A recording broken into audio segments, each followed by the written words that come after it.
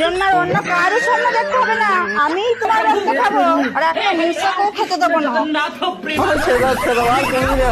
Please আমায় ক্ষমা করে দাও, প্লিজ আমায় ক্ষমা করে দাও। এই লোকটাকে বিয়ে করে না আমার জীবনটা শেষ হয়ে গেল। কবে থেকে কেনাকাটি করবো পয়সা চাইছি, এখনো দিচ্ছে না।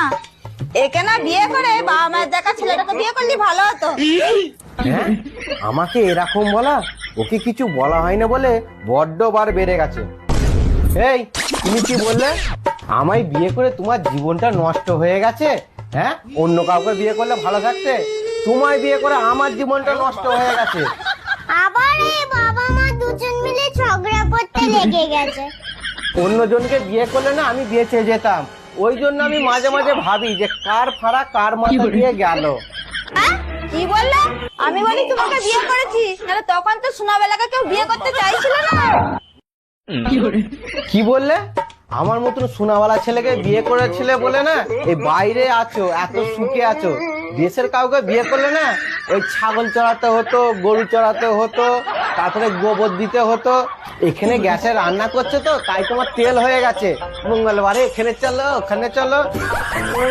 একবার যেন ওকে রাজার বেটা বাদশার সাথে ওর বাপ বিয়ে দিত একবারে। মারা দোকানে চলে গেছে, কবে যে উপরে যাবে গেলে খুব ভালো হয়। ছুটির দিনে একটু শান্তিতে থাকতে দেবে না? হ্যাঁ, আমি উপরে চলে গেলে তো খুব ভালো হয়। আবার একটা নতুন নিয়ে আসবে, এতে মনে সব মিটবে না। শালা ঘরে থাকার থেকে না ছুটির দিনে দোকানে কাজ করা অনেক ভালো।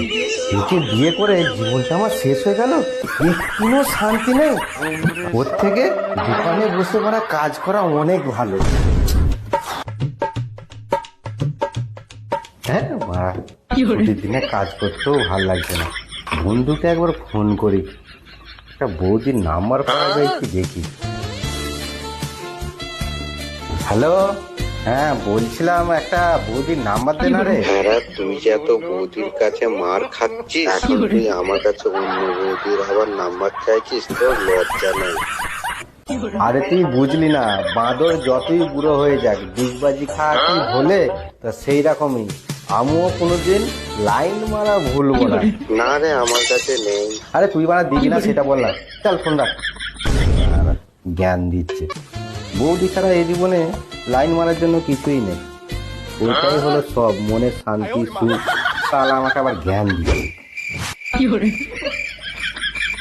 হ্যাঁ, আমার ভালো লাগছে না, খেতে যাওয়ারও টাইম হয়ে গেছে, ঘর চলে যায়।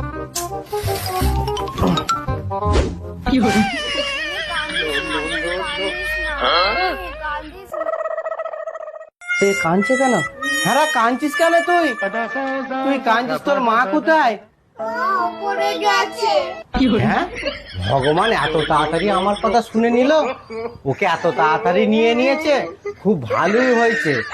জীবনটা পুরো আমার জ্বালিয়ে পুড়িয়ে শেষ করে দিচ্ছিল, ভালোই হয়েছে। বাবা তুমি কাঁদছো কেন? কি হয়েছে? ওই তো মা এসে গেছে। বলো বলো, আর কি বলছিলেন বলো।